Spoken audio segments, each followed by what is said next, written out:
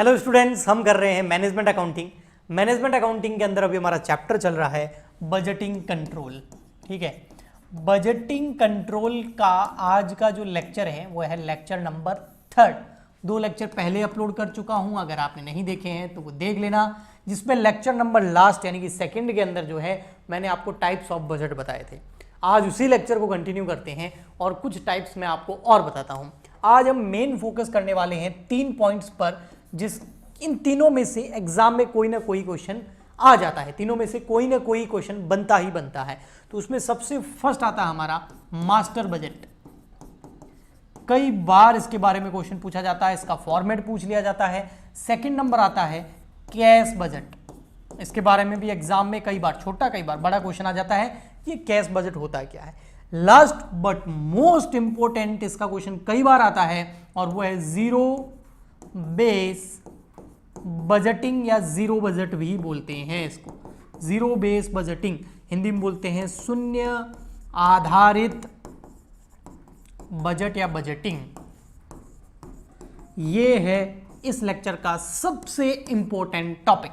ठीक है, तो चलिए सबसे पहले हम मास्टर बजट को समझते हैं। इसको इंग्लिश में मास्टर और हिंदी में मास्टर बोलते हैं। मास्टर बजट के अंदर क्या होता है, आइए। मास्टर बजट जैसा कि नाम से पता चल रहा है मास्टर, तो ये बिल्कुल मास्टर होता है। किस चीज का मास्टर होता है? मास्टर बजट के अंदर आपको जो फाइनल अकाउंट होते हैं उसका बजट बनाना पड़ता है। सिंपल बोले तो फाइनल अकाउंट यानी कि जैसे आपकी कंपनी है तो आप स्टेटमेंट ऑफ पी&एल जरूर बनाते हैं। स्टेटमेंट ऑफ पी&एल, तो ये जो स्टेटमेंट ऑफ पी&एल बनाते हैं यानी कि फ्यूचर के अंदर जो अगला साल है उसमें हमको कितना प्रॉफिट हो सकता है, कितनी रेवेन्यू होगी, कितने खर्चे होंगे, ये पहले से डिसाइड करना, उनका पहले से अनुमान लगाना, वो मास्टर बजट के अंदर होता है। बहुत सारे बजट बनाए जाते हैं, आपको पता है। परचेज बजट होता है, सेल्स बजट होता है, प्रोडक्शन बजट होता है, कैश बजट होता है, आपके बहुत सारे खर्चों के बजट होते हैं, selling and distribution expenditure budget है ना, एम्प्लॉय बेनिफिट एक्सपेंडिचर बजट। तो बहुत सारे खर्चों के बजट, सारे रेवेन्यूज के बजट है ना। मैंने आपको बताया रॉ मटेरियल कंजम्पशन बजट, जैसे 4-5 बजट पिछले लेक्चर में बताए थे। तो वो सारे बजट्स को मिला करके एक बजट बनाया जाता है जिसको बोलते हैं मास्टर बजट। तो मास्टर बजट में हम क्या बनाते हैं? स्टेटमेंट ऑफ पी&एल, और अगर पार्टनरशिप फर्म वगैरह है तो ट्रेडिंग एंड पी&एल अकाउंट है ना, trading account and P&L account. अब ट्रेडिंग पी&एल या स्टेटमेंट ऑफ पी&एल, कंपनी है तो स्टेटमेंट ऑफ पी&एल, फर्म है तो ट्रेडिंग और पी&एल अकाउंट बनता है।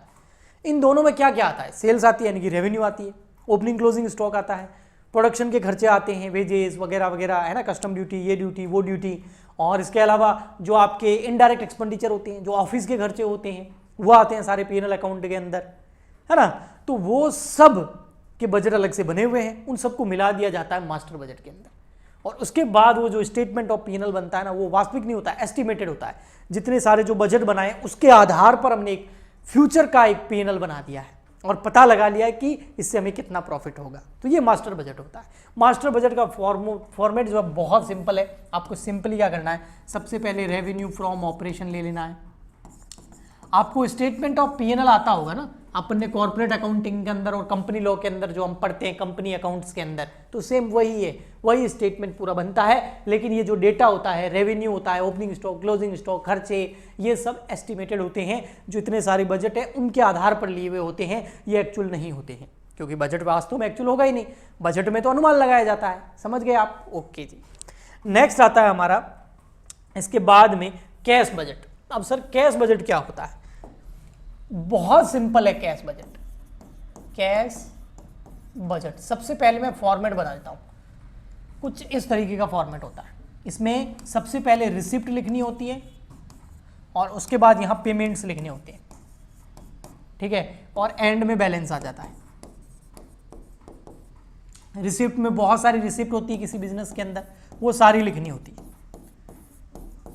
और बहुत सारे पेमेंट्स भी करने होते हैं, वो सारे लिखने होते हैं।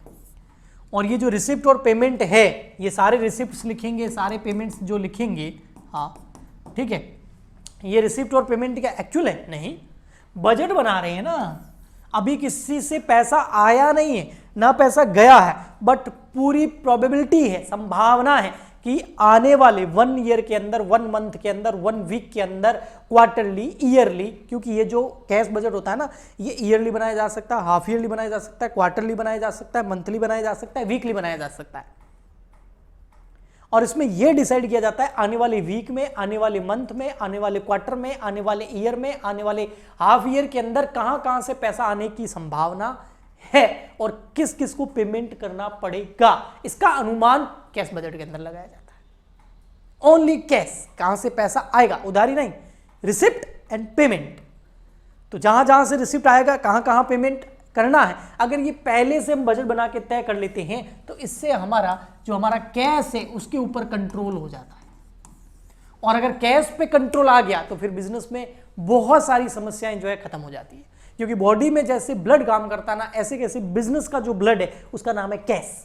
तो उसको कंट्रोल करना, उसको मैनेज करना, उसको कोऑर्डिनेट करना बहुत जरूरी होता है, इसलिए कैश बजट बनाया जाता है। ओके, इस लेक्चर का लास्ट और most important topic zero base budgeting, third number, zero base budgeting, जिसको हिंदी में शून्य आधारित बजटिंग बोलते हैं। ये क्या है? देखो, हम नॉर्मली जो बजट बनाते हैं, नॉर्मल जो हमारा बजट होता है,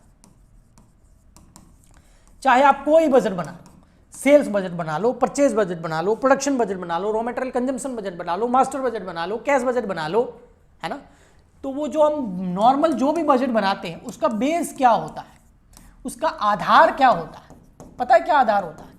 भाई फ्यूचर के लिए आप अनुमान लगा रहे हो ना, फ्यूचर में सेल कितनी होगी, फ्यूचर में प्रोडक्शन कितना करना है, फ्यूचर में किसको पेमेंट करना है, फ्यूचर में कहां से रिसीव होगा, लेकिन उसका आधार क्या है, फ्यूचर किसने देखा?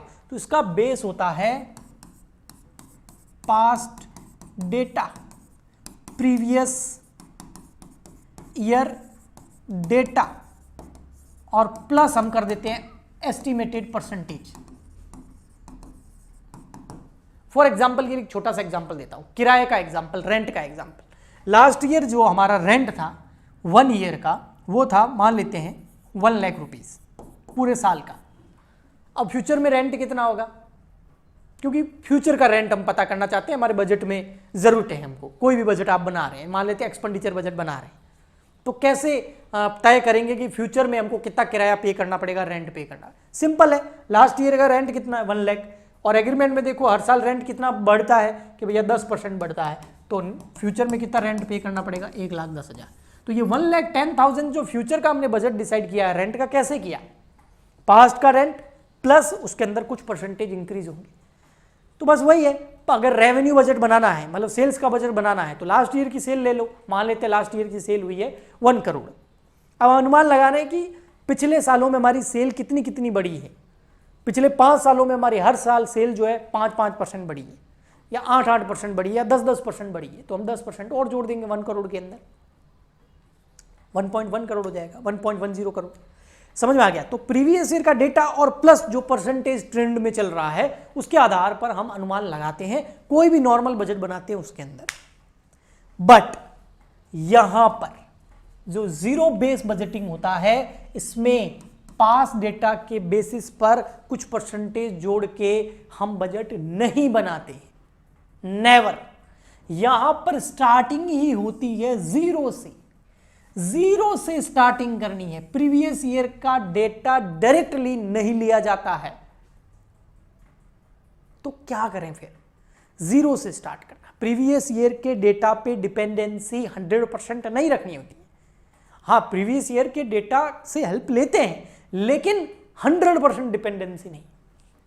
प्रीवियस ईयर में मान लेते हैं कोई खर्चा हुआ 1 लाख रुपए का, ठीक है। अब हम अगर जीरो बजटिंग बेस बजटिंग को अगर फॉलो करें तो वो 1 लाख लेके उसके अंदर परसेंटेज हमें नहीं जोड़ना है। जिस डिपार्टमेंट का वो खर्चा है, मान लेते हैं ह्यूमन रिसोर्स डिपार्टमेंट का, HR डिपार्टमेंट का खर्चा है, मान लेते हैं प्रोडक्शन डिपार्टमेंट का खर्चा है, मान लेते हैं सेलिंग डिपार्टमेंट का खर्चा है, परचेज डिपार्टमेंट का खर्चा है। सारे डिपार्टमेंट अपने अनुमानित खर्चे बताएंगे ना हमको, तो उन सारे डिपार्टमेंट के पास्ट ईयर के डेटा लिखकर उसके अंदर परसेंटेज जीरो बेस बजटिंग में नहीं जोड़ा जाता। ऐसे नहीं बनाया जाता जीरो बेस बजटिंग। तो कैसे बनाया जाता है? सारे जो डिपार्टमेंट है उनको बोला जाता है कि फ्यूचर में तुम्हारा खर्चा कितना होगा बताओ, बट पास्ट के डेटा के आधार पर नहीं। तो कैसे बताएं कि फ्यूचर में कितना खर्चा होगा, उसका फैक्ट बताओ, उसके सबूत लाओ, उसके एविडेंस लाओ, वो किस आधार पर तय कर रहे हो कि इतना खर्चा हो रहा है वो बताओ, और ऑप्शन दो। अगर ये ऑप्शन अपनाएंगे तो 1 लाख लगेंगे, ये ऑप्शन अपनाएंगे तो 90,000 लगेंगे, ये ऑप्शन अपनाएंगे तो 95,000, 4-5 ऑप्शन दो, फिर तय करो इसमें से कौन सा अल्टरनेटिव बेस्ट है, फैक्ट्स बताओ। ऐसे ही आंखें बंद करके प्रीवियस ईयर का डेटा लेके परसेंटेज नहीं जोड़ा जाता जीरो बेस बजटिंग में। जीरो से स्टार्ट करो। ये अगर फ्यूचर में तुमको लग रहा है कि 1 लाख का खर्चा बढ़ के 1,20,000 हो जाएगा, तो क्यों हो जाएगा भैया? बता प्रोडक्शन डिपार्टमेंट, बता सेलिंग डिपार्टमेंट, बता रेवेन्यू डिपार्टमेंट, बता परचेज डिपार्टमेंट, बता रॉ मटेरियल डिपार्टमेंट, जितने भी डिपार्टमेंट बने हुए हैं बताओ। आपका जो भी खर्चा आप बता रहे हो ना कि फ्यूचर में ये होगा, किस आधार पर बता रहे हैं?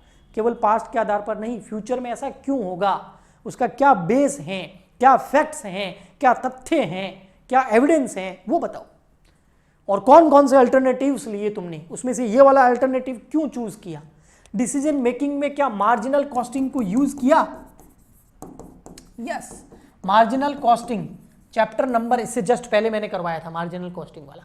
तो मार्जिनल कॉस्टिंग क्यों काम आती है? डिसीजन मेकिंग में काम आती है। तो उस मार्जिनल कॉस्टिंग का यूज 100% यूज किया जाता है जीरो बेस बजटिंग बनाने के लिए। बाकी बजट के फॉर्मेट्स वही रहने हैं जो हमने सेल का बताया, जो प्रोडक्शन का है, जो कैश मास्टर बजट है, सारे के सारे फॉर्मेट वही रहते हैं। फर्क क्या है? कोई भी बजट बना रहे हो, पास्ट के डेटा पे 100% डिपेंडेंसी नहीं रहती है। हाँ, पास्ट के डेटा देख सकते हो, लेकिन फ्यूचर में जो खर्चा आप बढ़ा रहे हो, कम कर रहे हो, या होगा या नहीं होगा, वो आपको फैक्ट्स के साथ बताना पड़ेगा। यानी कि मेहनत ज्यादा है। जो नॉर्मल बजट होगा ना, वो फ्यूचर में जो रियल एक्सपेंडिचर है, रियल काम जो होगा, वर्क जो होगा, उसकी ज्यादा इतने करीब नहीं होते हैं जितने जीरो बेस बजटिंग पे होते हैं, क्योंकि इसमें फुल रिसर्च करके बजट बनाना होता है। अब आप जीरो बेस बजटिंग को पढ़ेंगे अपनी बुक के अंदर, उसकी थ्योरी पढ़ेंगे, उसके आप डेफिनेशन पढ़ेंगे, उसके आप बेनिफिट्स पढ़ेंगे, तो आपको 100% समझ में आ जाएंगे। तो आई होप आपको ये अच्छे से समझ में आया होगा। हम मिलते हैं नेक्स्ट लेक्चर में। आज के लिए इतना ही, तब तक के लिए goodbye and thank you.